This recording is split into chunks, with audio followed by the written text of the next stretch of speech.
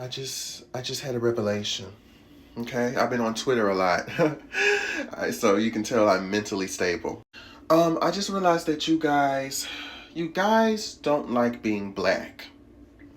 And I've thought about this for a good minute, but every time I hear people defend blackness, it feels kind of disingenuous, right? Like we say, yes, we're black. We defend the right to say we're black.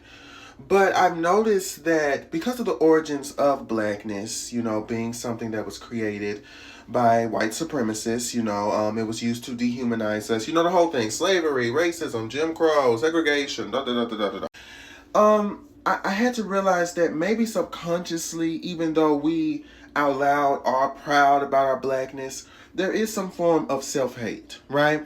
And it's not the ones that we think it is.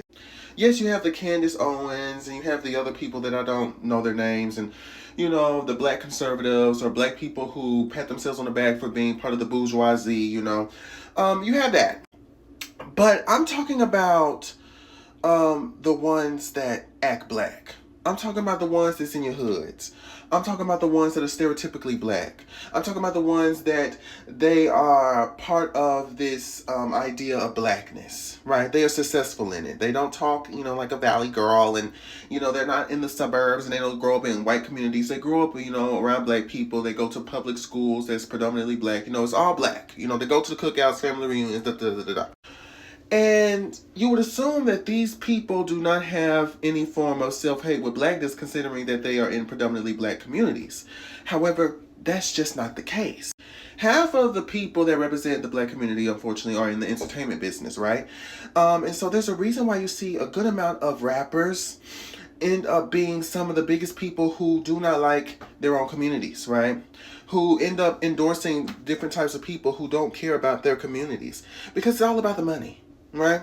It's all about the money. It's all about being on top. And once you're at a certain type of tax bracket, you're not going to really give a fuck about true black activists. Because that means you're going to have to take some of your profit, some of the things that you own, some of the things that you have, and you're going to have to give it into your community. Like, truly give it. Not sit there and promote a wine or promote some tequila. That's what niggas like. Tequila.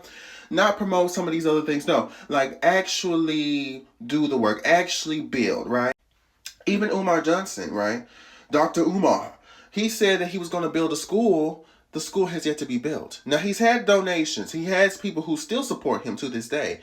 And though there's other people that laugh at him and stuff like that, he's still part of the conversation. He's still one of the biggest people as part of the commentary.